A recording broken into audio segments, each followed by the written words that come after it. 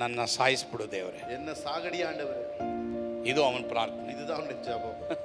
ಇವತ್ತು ನಿನ್ನ ಪ್ರಾರ್ಥನೆ ಏನಾಗಿದೆ? இன்னைக்கு உன்னுடைய ஜெபங்கள் என்ன? ನೀನೇ ಹೊಟ್ಟೆ ಕಿಚ್ಚು ಪಡ್ತಾ ಇದೀಯಾ? நீயே வைத்தறிச்சல் படுகிறாய். ನೀನೇ ತಪ್ಪನ್ನು ಇಟ್ಕೊಂಡಿದೀಯಾ? தவறு வைத்துக் கொண்டிருக்கிறாய். ನೀನೇ ನಿನ್ನ ಜೀವಮಾನದಲ್ಲಿ ದೇವರಿಗೆ ವಿರುದ್ಧವಾಗಿ ಜೀವಿಸ್ತಾ ಇದೀಯಾ? நீ வாழ்க்கையில் கர்த்தருக்கு விரோதமாக வாழ்கிறாய். ಆದ್ರೆ ನೀನೇ ಈ ಪ್ರಾರ್ಥನೆ ಮಾಡಿದ್ರೆ நீ எப்படி ஜெபம் பண்ண? ದೇವರ ಪ್ರಾರ್ಥನೆ ಕೇಳೋದಿಲ್ಲ. கர்த்தர் ஜெபத்தை கேட்க மாட்டார். ದೇವರು ತನ್ನ ಚಿತ್ತದ ಪ್ರಕಾರವಾಗಿ ಏನಿದೋ ಆ ಪ್ರಾರ್ಥನೆ ಕೇಳೋದು. கர்த்தர் தன் சித்தத்துக்கு என்ன இருக்குதோ அதையே செய்வார். ಯಾರಾದ್ರೂ ಇವತ್ತು ಪ್ರಾರ್ಥನೆ ಮಾಡ್ತಾ ಇದ್ದೀರಾ? யாராவது ஜெபம் பண்றீங்களா? ನಾ ಸಾಯ್ಬೇಕು ಅಂತ ಪ್ರಾರ್ಥನೆ ಮಾಡ್ತಾ ಇದ್ದೀರಾ? ஐயோ நான் செத்துட்டா நல்லா இருக்கும்னு யாராவது ஜெபம் பண்றீங்களா? ಆ ಪ್ರಾರ್ಥನೆ ಕೇಳಲ್ಲ. அந்த ஜெபம் கேட்கவே முடியாது. ನಂಗೆ ತುಂಬಾ ಬೇಜಾರು, எனக்கு ரொம்ப ಬೇಜಾರಾಗಿದೆ. ನನಗೆ ಈ ಲೋಕದಲ್ಲಿ ಜೀವಿಸಕ್ಕೆ ಇಷ್ಟ ಇಲ್ಲ, இதுல வாழவே பிரியமில்லை, ನನಗೆ ಈ ಜೀವಮಾನನೇ ಬೇಡ. வாழ்க்கையே எனக்கு வேண்டாம். ಯಾರಾದ್ರೂ ಪ್ರಾರ್ಥನೆ ಮಾಡ್ತಾ ಇದ್ದೀರಾ? யாராவது ஜெபிக்கிறீங்களா? ನಿಮ್ಮ ಪ್ರಾರ್ಥನೆ ದೇವ್ರು ಕೇಳಲ್ಲ. உன் ஜெபத்தை கர்த்தர் கேட்க மாட்டார்.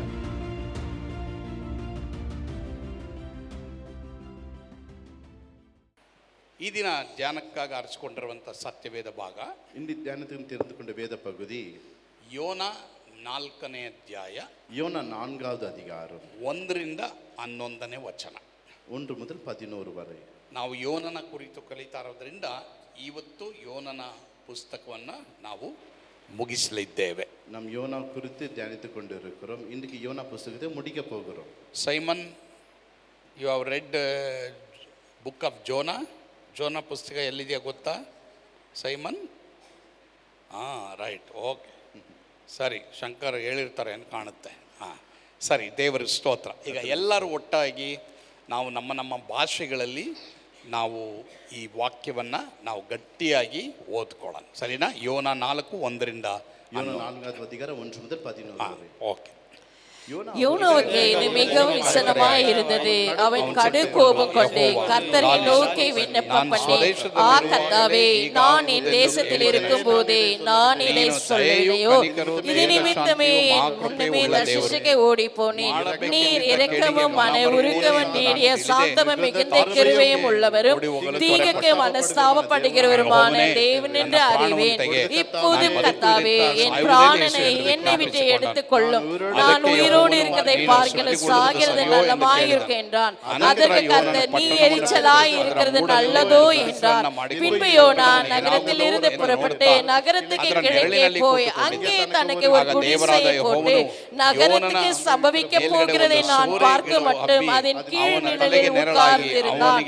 யோனாவுடைய தலையின் மேல் நிழல் உண்டாய் இருக்கவும் அவனை அவனுடைய மனமடிவுக்கு நீங்களாகவும் தேவனாகிய கர்த்தர் ஒரு ஆமணக்கு செடியை முளைக்க கட்டளையிட்டு அதை அவன் மேல் ஓங்கி வளர பண்ணினார்.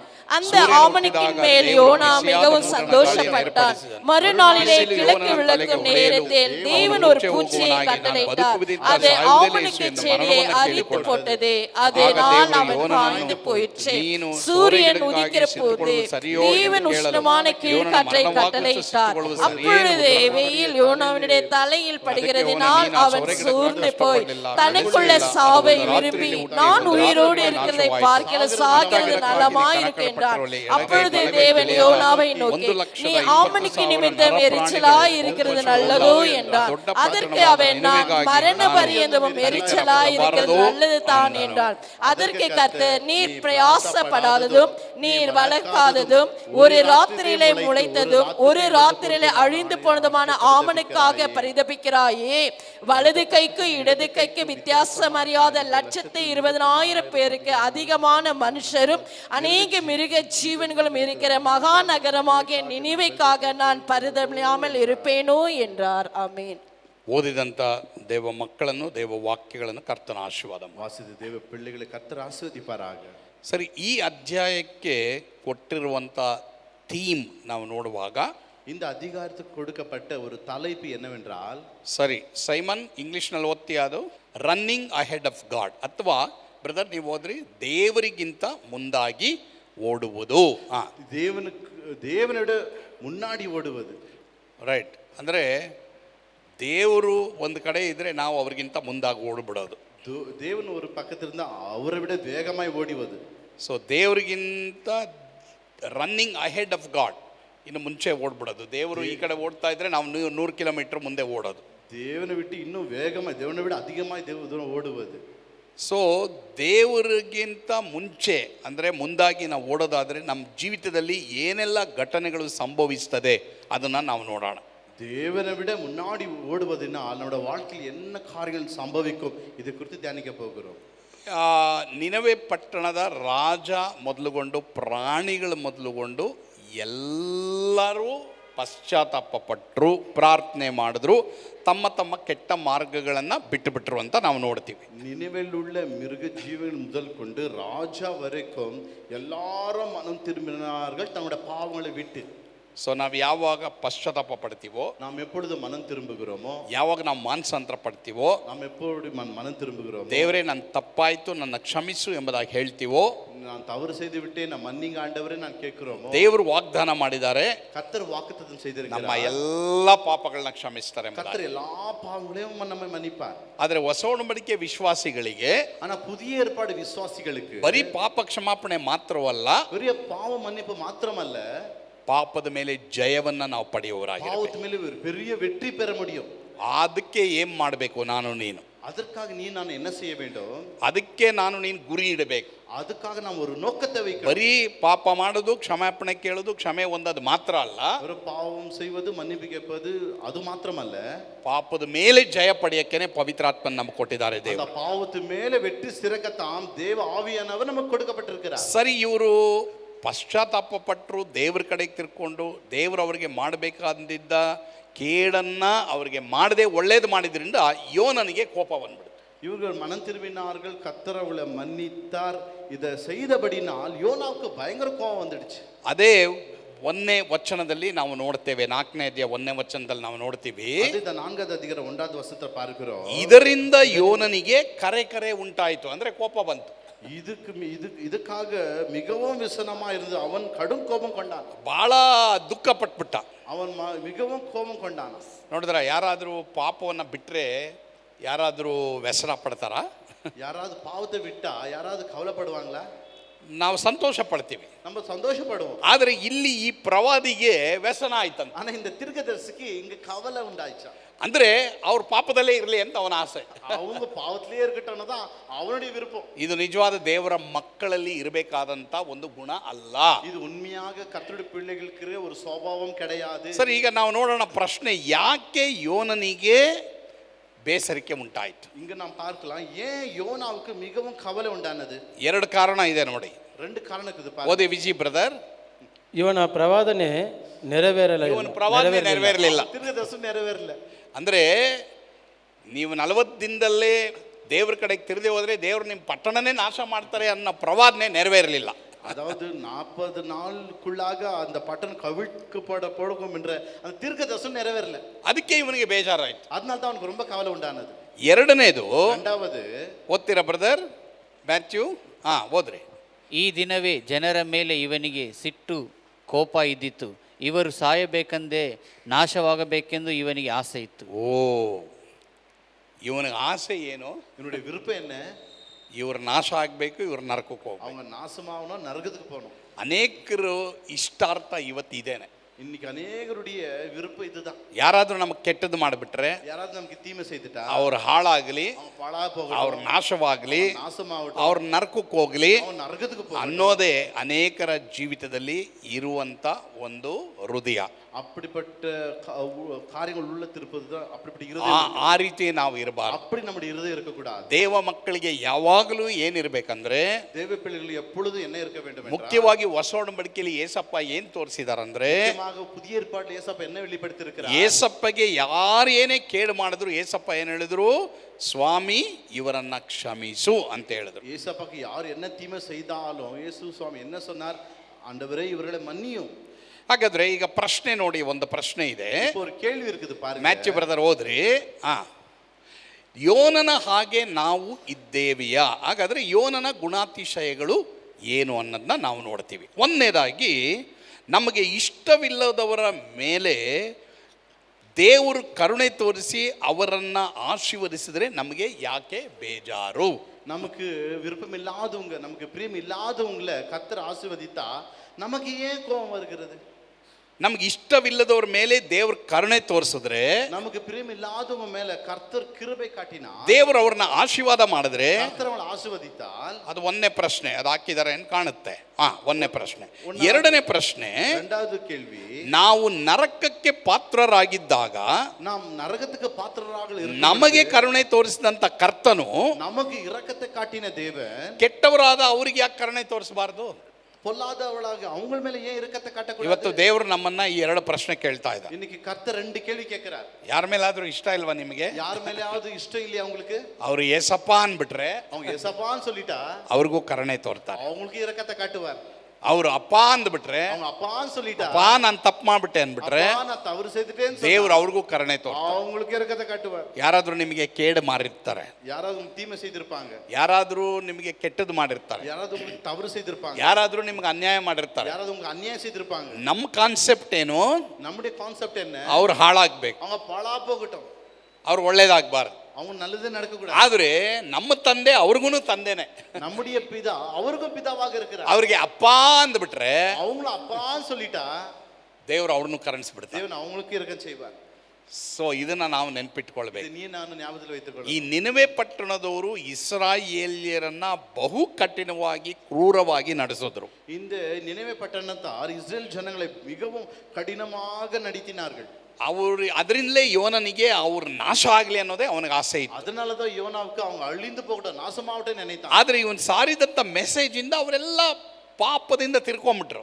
இவங்க இந்த மரணத்தின் செய்தியை கேட்டு அவங்க எல்லாம் மனம் திரும்பினார்கள். ಮತ್ತೆ ಇವರೆಲ್ಲ ಏನ್ ಹೇಳಿದ್ರು ಗೊತ್ತಾ? ಅಯ್ಯೋ, ನಾವು ಇಸ್ರಾಯೇಲ್ಯರನ್ನ ಈ ತರ ದಂಡಿಸ್ಬಿಟ್ವೆ, ಕ್ರೂರವಾಗಿ ನಡೆಸಿಬಿಟ್ರೆ ನಮ್ಮ ತಪ್ಪಾಯ್ತಪ್ಪ, ನಮ್ಮನ್ನ ಕ್ಷಮಿಸು ಅಂತ ದೇವರಿಗೆ ಹೇಳಿದ್ರು. அவங்க இஸ்ரேல் ஜனங்களுக்கு நாங்க இப்படி செய்துட்டோமே, எங்களை தவறு, எங்களை மன்னிங்க ஆண்டவரேன்னு அவங்க ஜெபம் பண்ணினார்கள். ದೇವರು ಅವರಿಗೆ ಕರುಣೆ ತೋರಿಸು. தேவன் அவங்களுக்கு இரக்கத்தை காட்டினார். ನಿಮಗೂ ಸಹ ದೇವರು ಕರುಣೆ ತೋರ್ತಾರೆ. உங்களுக்கும் தேவன் இரக்கத்தை காட்டுவார். ನಿಮಗೆ ಯಾರ ಮೇಲೆ ಇಷ್ಟ ಇಲ್ವೋ ಅವರು ಅಪ್ಪ ನನ್ನ ಕರುಣಿಸು ಅಂದ್ರೆ ಅವ್ರಿಗೂ ಕರುಣೆ ತೋರ್ತಾರೆ. உங்களுக்கு யார் மேல பிரியம் இல்லையோ அவங்க வந்து அப்பான்னு கூப்பிட்டு அவங்களையும் மன்னிப்பார். ನಿಮ್ಗೆ ಯಾರ ಮೇಲೆ ಇಷ್ಟ ಇಲ್ಲ, உங்களுக்கு யாரு மேல பிரியமே இல்லை, ಯಾರ ಮೇಲೆ ಬೇಜಾರಿದೆ, யார் மேல கவலையா இருக்குது, ಯಾರ ಮೇಲೆ ಕೋಪ ಇದೆ, யார் மேல கோவம் இருக்குது, ಅವ್ರೇನಾದ್ರೂ ಅಪ್ಪ ಅಂತ ಅಂದ್ಬಿಟ್ರೆ ஏதாவது அப்பான்னு சொல்லிட்டா ಅವ್ರಿಗೂ ಕರುಣೆ ತೋರ್ತಾರೆ. அவங்களுக்கு இரக்கத்தை காட்டுவார். ಏನಕ್ಕೆ ಅವ್ರಿಗೆ ಕರುಣೆ ತೋರ್ತಾರಂದ್ರೆ, ஏன் இரக்கத்தை காட்டுவார் என்றால் ಅವ್ರು ಮಾಡಿದಂತ ತಪ್ಪಿನ ಬಗ್ಗೆ ಪಶ್ಚಾತ್ತಾಪ ಪಡದಕ್ಕೆ ಅವರಿಗೆ ಕರುಣೆ ತೋರ್ತಾರೆ. அவங்க செய்த தவறுக்கு மனம் திரும்புவதற்காகத்தான் அவங்களை மன்னித்தார். ಸರಿ, ಈಗ 4ನೇ ಅಧ್ಯಾಯ 2ನೇ ವಚನ ಓದೋಣ. 4வது அதிகாரம் 2வது வசனத்தை வாசிக்கலாம். ಅವನು ಸಿಟ್ಟುಕೊಂಡು, ಯೆಹೋವ ಲಾಲಿಸು, ನಾನು ಸ್ವದೇಶದಲ್ಲಿರುವಾಗಲೇ ಹೀಗಾಗುವುದೆಂದು ಹೇಳಿದನಷ್ಟೇ. ನೀನು ದಯೆಯು ಕನಿಕರು ದೀರ್ಘಶಾಂತಿಯು ಮಹಾಕೃಪೆಯುಳ್ಳ ದೇವರು, ಮಾಡಬೇಕಿನಿಂದ ಕೇಡಿಗೆ ಮನಮರುಗುವನು ಎಂದು ನಾನು ತಿಳಿದೇ ತಾರ್ಷಿಸಿಗೆ ಓಡಿ ಹೋಗಲು ತ್ವರೆಪಟ್ಟೆನು. ತಮಿಳ್ನಲ್ಲಿ ಹೋದ್ರಿ. கர்த்தரை நோக்கி விண்ணப்பம் பண்ணி, கர்த்தாவே, நான் என் தேசத்தில் இருக்கும்போதே நான் இதை சொல்லவில்லையா? இது நிமித்தமே நான் முன்னமே தர்ஷிஷுக்கு ஓடி போனேன். நீர் இரக்கமும் மன உருக்கமும் நீடிய சாந்தமும் மிகுந்த கிருபையும் உள்ளவரும் தீங்குக்கு ಮನಸ್ತಾಪಪಡುகிறவருமான தேவன் என்று அறிவேன். ನೋಡಿ, ಇವನಿಗೆ ದೇವ್ರ ಬಗ್ಗೆ ಚೆನ್ನಾಗಿ ಗೊತ್ತು. இவனுக்கு தேவனை குறித்து நல்லா தெரியும். ದೇವ್ರ ಕ್ಯಾರೆಕ್ಟರ್ ಚೆನ್ನಾಗಿ ಗೊತ್ತು. கர்த்தருடைய சுபாவங்களே அவனுக்கு நல்லா தெரியும். ದೇವ್ರ ಕ್ಯಾರೆಕ್ಟರ್ಗೆ ವಿರುದ್ಧವಾಗಿ ಏನು ಮಾಡಲ್ಲ. தேவனுடைய சுபாவத்துக்கு விரோதமான காரியத்தை செய்தான். ಇದೆಲ್ಲ ಅವನಿಗೆ ಗೊತ್ತು.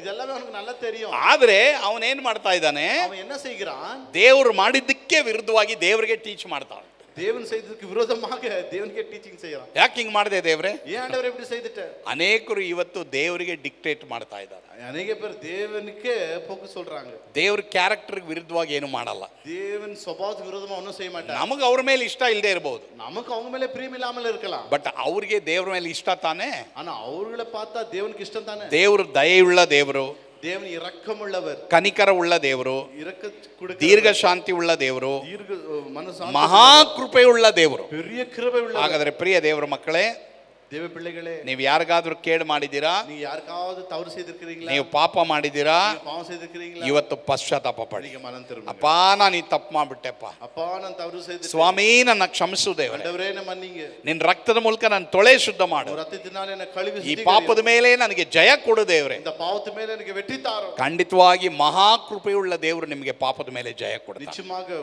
பெரிய கிருபையுள்ள தேவன் நமக்கு மன்னிப்பார்.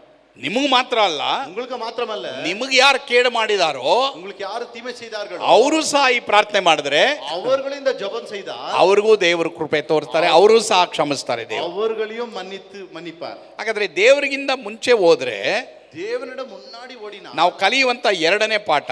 நாம் கற்றுக்கூடிய இரண்டாவது பாடம் ಓದಪ್ಪ, ಏನ್ ಪಾಠ? ದೇವರು ಇಲ್ಲದ ಉದ್ದೇಶಗಳಿಗೆ ಸಿಟ್ಟು ಪಡಬಾರದು. ದೇವ್ರಿಗೆ ಯಾವ ಉದ್ದೇಶದಲ್ಲಿ ಇಲ್ವೋ ಅದಕ್ಕೆ ನಾವು ಸಿಟ್ಟು ಪಡಬಾರದು. தேவன் எந்த நோக்கத்தில் இல்லையோ அதுக்கு நாம் கோபம் கொள்ளவே கூடாது. ನೀನ್ ಹೇಳ್ದಂಗೆ ದೇವ್ರು ಕೇಳಲ್ಲ. நீ சொல்றபடி தேவன் கேட்க மாட்டார். ದೇವರು ತನ್ನ ಕ್ಯಾರೆಕ್ಟರ್ ಪ್ರಕಾರನೇ ನಡೀತಾರೆ. தேவன் தன்னுடைய சுபாவத்துக்கு ஏற்றபடியே நடப்பார். ಆಮೇನ್. ಈಗ 4ನೇ ಅಧ್ಯಾಯ 3ನೇ ವಚನಕ್ಕೆ ಬರೋಣ. ಅಧಿಕಾರ 3ನೇ ವಚನ ಓದ್ರಿ, ಕನ್ನಡದಲ್ಲಿ ಓದ್ರಿ. ಈಗ ಯೆಹೋವನೇ, ನನ್ನ ಪ್ರಾಣವನ್ನು ತೆಗೆ, ನಾನು ಬದುಕುವುದಕ್ಕಿಂತ ಸಾಯುವುದೇ ಲೇಸು ಎಂದು ವಿಜ್ಞಾಪಿಸಿಕೊಂಡೆನು. இப்போதும் கர்த்தாவே, என் பிராணனை என்னை விட்டு எடுத்துக்கொள்ளும், நான் உயிரோடு இருக்கிறதை பார்க்கலும் சாகிறது நலமாயிருக்கும் என்றான். ಸರಿ, ಏನ್ ಪ್ರಾರ್ಥನೆ ನೋಡಿ, என்ன ஜெபம் பாருங்க. ಎಲ್ಲರೂ ದೇವರೇ ವಾಸಿ ಮಾಡು, ஆண்டவரே சுகம் கொடு, ದೇವರೇ ನಾವು ಬದುಕಿರಬೇಕು, ನಾನು ಉಯಿರೋடு இருக்கணும், ಇನ್ನೂ ನಿನ್ ಸೇವೆ ಮಾಡಬೇಕು, நான் ஊழியம் செய்யணும், ಇನ್ನೂ ನಾನು ಎಲ್ರಿಗೂ ಒಳ್ಳೇದು ಮಾಡಬೇಕು, இன்னும் நல்லது காரியங்களை செய்யணும், ದೇವರೇ ನನಗೆ ಒಳ್ಳೇದು ಮಾಡು நல்லது எனக்கு நல்லதே செய்ய ஆண்டவரே ಅಂತ ಪ್ರಾರ್ಥನೆ ಮಾಡಿದ್ರೆ, அப்படி ஜெபம் பண்ணா ಈ ಪ್ರವಾದಿ ಏನ್ ಪ್ರಾರ್ಥನೆ இந்த ಮಾಡ್ದ? தீர்க்கதரிசி பாரு எப்படி ஜெபம் பண்ணா, ನನ್ನ ಸಾಯಿಸ್ಬಿಡು ದೇವರೇ, என்ன ಸಾಗಡಿ ಆಂಡವರೇ. ಇದು ಅವನ ಪ್ರಾರ್ಥನೆ. இதுதான் அவனுடைய ஜெபம். ಇವತ್ತು ನಿನ್ನ ಪ್ರಾರ್ಥನೆ ಏನಾಗಿದೆ? இன்னைக்கு உன்னுடைய ஜெபங்கள் என்ன? ನೀನೇ ಹೊಟ್ಟೆ ಕಿಚ್ಚು ಪಡ್ತಾ ಇದೀಯಾ? நீயே வைத்தச்சில் படுகிறாய், ನೀನೇ ತಪ್ಪನ್ನು ಇಟ್ಕೊಂಡಿದೀಯಾ? தவறு வைத்துக் கொண்டிருக்கிறாய், ನೀನೇ ನಿನ್ನ ಜೀವಮಾನದಲ್ಲಿ ದೇವರಿಗೆ ವಿರುದ್ಧವಾಗಿ ಜೀವಿಸ್ತಾ ಇದೀಯಾ? நீ உன் வாழ்க்கையில கர்த்தருக்கு விரோதமாக வாழ்கிறாய். ಆದ್ರೆ ನೀನೇ ಈ ಪ್ರಾರ್ಥನೆ ಮಾಡಿದ್ರೆ நீ எப்படி ஜெபம் பண்ணா?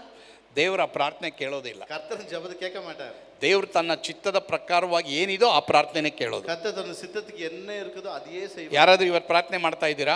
யாராவது ஜெபம் பண்றீங்களா? ನಾ ಸಾಯ್ಬೇಕು ಅಂತ ಪ್ರಾರ್ಥನೆ ಮಾಡ್ತಾ ಇದ್ದೀರಾ? ஐயோ நான் செத்துட்டா நல்லா இருக்கும்னு யாராவது ஜெபம் பண்றீங்களா? ಆ ಪ್ರಾರ್ಥನೆ ಕೇಳಲ್ಲ. அந்த ஜெபம் கேட்கவே முடியாது. ನಂಗೆ ತುಂಬಾ ಬೇಜಾರು, எனக்கு ரொம்ப ಬೇಜಾರಾகுது, ನನ್ಗೆ ಈ ಲೋಕದಲ್ಲಿ ಜೀವಿಸಕ್ಕೆ ಇಷ್ಟ ಇಲ್ಲ, உலகத்துல வாழவே பிரியமில்லை, ನನ್ಗೆ ಈ ಜೀವಮಾನನೇ ಬೇಡ, வாழ்க்கையே எனக்கு வேண்டாம். ಯಾರಾದ್ರೂ ಪ್ರಾರ್ಥನೆ ಮಾಡ್ತಾ ಇದ್ದೀರಾ? யாராவது ஜெபிக்கிறீங்களா? ನಿಮ್ ಪ್ರಾರ್ಥನೆ ದೇವ್ರು ಕೇಳಲ್ಲ. உன் ஜெபத்தை கர்த்தர் கேட்க மாட்டார். ನೋಡಿ, 3ನೇ ಪಾಯಿಂಟ್, ದೇವ್ರಿಗಿಂತ ನಾವು ಮುಂದಾಗಿ ಹೋದ್ರೆ, if we run ahead of God, 3ನೇದಾಗಿ ನಮ್ಗೆ ಏನಾಗುತ್ತೆ? ಓದ್ರಿ ಬ್ರದರ್.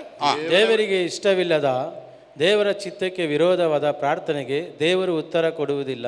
ಎಸ್, ದೇವರಿಗೆ ಇಷ್ಟವಲ್ಲದ, தேவனுக்கு பிரியமில்லாத, ದೇವರ ಚಿತ್ತಕ್ಕೆ ವಿರುದ್ಧವಾದ தேவனுடைய சித்தத்துக்கு விரோதமான ಪ್ರಾರ್ಥನೆಗೆ ஜெபத்துக்கு ದೇವರು ಉತ್ತರ ಕೊಡಲ್ಲ. கர்த்தர் பதில் கொடுக்கவே மாட்டார். ಸೊ ಯಾವುದು ದೇವರ ಚಿತ್ತಕ್ಕೆ ವಿರುದ್ಧ ನೀ ಪ್ರಾರ್ಥನೆ ಮಾಡ್ತಾ ಇದೀಯಾ, ಅದಕ್ಕೆ ದೇವರು ಉತ್ತರ ಕೊಡಲ್ಲ. தேவனுடைய சித்தத்துக்கு விரோதமான ஜெபம் ஏதாவது செய்து கொண்டு இருக்கிறையா, அந்த ஜெபத்துக்கு தேவன் பதில் கொடுக்கவே மாட்டார். ಆಮೇನ್. ஆமென். ನಿನಗೆ ಮದುವೆ ಆಗಿದೆಯಾ? உனக்கு திருமணம் ஆயிடுச்சா? ಇನ್ನೊಂದು ಹೆಣ್ಣು ಕೊಡು ಅಂತ ಪ್ರಾರ್ಥನೆ ಮಾಡಿದ್ರೆ ದೇವರು ಹೆಣ್ಣು ಕೊಡಲ್ಲ. இன்னொரு பொண்ணு கூட ஆண்டவரே ஜெபம் பண்ணா இன்னொரு பொண்ணு கொடுக்க மாட்டார். ನಿಮಗೆ ಮದುವೆ ಆಗಿದೆಯಾ? உங்களுக்கு திருமணம் ஆயிருக்குதா?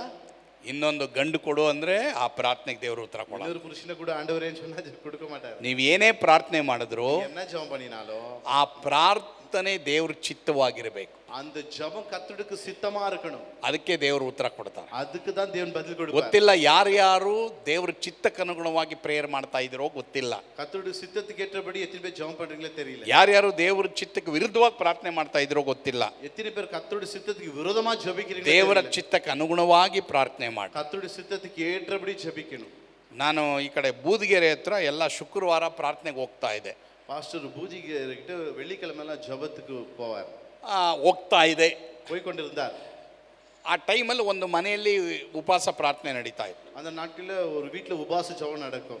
ಗಂಡ ಇಲ್ಲಿ ಕೂತಿದ್ರು, கணவன் இங்க உட்கார்ந்திருந்தா, ಹೆಂಡತಿ ಈ ಕಡೆ ಕೂತಿದ್ರು. மனைவி உட்கார்ந்திருந்தா, ಗಂಡ ಪ್ರಾರ್ಥನೆ ಮಾಡಿದ್ರು, புருஷன் ஜெபித்தார். ಹೆಂಡತಿ ಏನ್ ಪ್ರಾರ್ಥನೆ ಮಾಡ್ತಾವ್ರ ಅಂದ್ರೆ, மனைவி என்ன ஜெபிக்கிறாள்னா, ಸ್ವಾಮಿ ನನ್ನ ಪಕ್ಕದಲ್ಲಿ ಕುಂತವ್ ನೋಡಿ ನನ್ನ ಗಂಡ ಒಂದು ಏಟ್ ಹಾಕುದೇವ್ರೆ, ஆண்டவரே என் பக்கத்துல உட்கார்ந்துக்கிறேன் என் புருஷன் அவன் ஒரு அடி ஆண்டவரே, ಯಾವಾಗ ನೋಡು ಜಗಳ ಮಾಡ್ತಾನೆ, எப்பப்பா சண்டை போடுறான் ಸ್ವಾಮಿ ಈಗ ಒಂದು ಏಟ್ ಹಾಕುದೇವ್ರೆ. இப்பவே ஒரு ಅಡಿ போட ஆண்டவரே ಅವನು. ನಾನು ಆ ಅಮ್ಮನ ಪ್ರಾರ್ಥನೆ ಇಳಿಸ್ಬೇಕಾಯ್ತು. அப்போ அந்த அம்மாவுடைய ஜெபத்தை ಅಮ್ಮ ಅಂತ ಪ್ರಾರ್ಥನೆ ಎಲ್ಲ ದೇವ್ರು ಕೇಳ. அம்மா இப்படிப்பட்ட ஜெபத்தெல்லாம் ಸ್ವಾಮಿ ಅವ್ರು ತಪ್ಪು ಮಾಡ್ತಾ ಇದಾರೆ, ಅವ್ರನ್ನ ಕ್ಷಮಿಸು ದೇವ್ರೆ, ஆண்டவரே அப்படி தவறு செய்றாங்க மன்னிங்க ஆண்டவரே, ಆ ತರ ಪ್ರಾರ್ಥನೆ ಮಾಡು. அப்படி ஜெபிக்கணும். ಇಲ್ಲಿ ಯೋನ ಏನ್ ಪ್ರಾರ್ಥನೆ ಮಾಡ್ತಾವನೆ, யோனா எப்படி ஜெபித்தான்? ದೇವ್ರು ಅವ್ರನ್ನ ಕ್ಷಮಿಸಿದಕ್ಕೆ, தேவன் அவங்கள மன்னித்ததுக்கு, ನಿನವೆ ಪಟ್ಟಣದವರು ದೇವ್ರ ಕಡೆ ತಿರ್ಕೊಂಡಿದ್ದಕ್ಕೆ, நினிவே பட்டணத்த தேவன் பக்கமா திரும்பினதுக்கு ಇವನಿಗೆ ಬೇಜಾರು. இவனுக்கு கவலை. ಎಲ್ಲರೂ ಗಮನ ಇಡಿ. கவனமா கேளுங்க.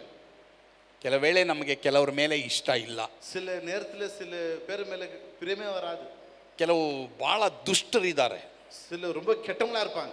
ಇವತ್ತು ಲೋಕದಲ್ಲೂ ನಾವು ನೋಡಬೇಕಾದ್ರೆ ಲೋಕದ ರಾಜಕೀಯ ಮಟ್ಟದಲ್ಲಿ ಎಷ್ಟು ಜನ ಎಷ್ಟು ಕೆಟ್ಟದ್ದು ಮಾಡ್ತಾ ಇದ್ದಾರೆ. உலகத்தில் பார்க்கும் பொழுது உலகத்தில் இந்த பொலிட்டிஷியன்ஸ் ஆகட்டும் எவ்வளோ கெட்டவங்களா இருக்காங்க தெரியுமா? ಯಾಕೆ ದೇವರು ಅವ್ರನ್ನ ಇಟ್ಟಿದ್ದಾರೆ? ஏன் தேவன் அவங்க அந்த பொலிட்டிஷியன் அரசியல்வாதிகளை வச்சிருக்கிறாரு? ಯಾರು ಗೊತ್ತು ಒಂದ್ ವೇಳೆ ಅವರು ದೇವರ ಕಡೆಗೆ ತಿರ್ಕೊಳ್ತಾರೆ. யாருக்கு தெரியும்? அவங்களும் கர்த்தர் பக்கமா திரும்பலாம். ಅವರು ಕೆಲವು ವೇಳೆ ನಮಗೆ ವಿರುದ್ಧವಾದಂಥ ಕಾರ್ಯಗಳನ್ನೇ ಮಾಡ್ತಾ ಇರಬಹುದು. சில நேரத்தில் அவங்க நமக்கு விரோதமான காரியங்களையும் செய்யலாம். ಬಟ್ ನಮ್ಮ ಪ್ರಾರ್ಥನೆ ಏನಾಗಿರ್ಬೇಕು? நம்முடைய ஜெபம் எதுவா இருக்கணும்? ದೇವರೇ ಅವ್ರನ್ನ ಕರುಣಿಸು, தேவனே அவங்களை இரக்கம் செய்யும், ಅವ್ರನ್ನ ನಿನ್ನ ಕಡೆಗೆ ತಿರುಗಿಸು ದೇವರೇ. பக்கமாய் திருப்பு ஆண்டவரே. ಸೊ ದೇವರಿಗೆ ಇಷ್ಟವಲ್ಲದ ದೇವರ ಚಿತ್ತಕ್ಕೆ ವಿರುದ್ಧವಾದ ಪ್ರಾರ್ಥನೆಗೆ ದೇವರು ಉತ್ತರ ಕೊಡುವುದಿಲ್ಲ.